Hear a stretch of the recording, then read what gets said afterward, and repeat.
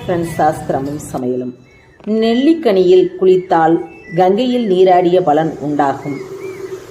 நெல்லி இலைகளால் விஷ்ணுவை அர்ச்சிப்பதும் மிகவும் விசேஷமானது. நெல்லி மரம் உள்ள இடத்தில் லக்ஷ்மி வாசம் செய்வாள் என்பது நம்பிக்கை.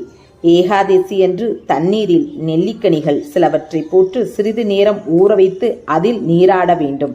ஏகாதசிக்கு மறுநாள் துவாதசியில் நெல்லிக்கனியை சாப்பிடுவது உடலுக்கு நல்லது.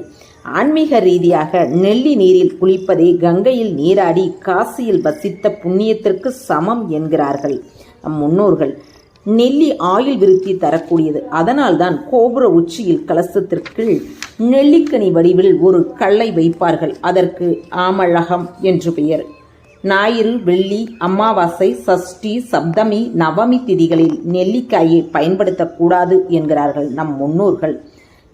அதையே பின்பற்றி ஆன்மீக வழியில் செல்வோம்.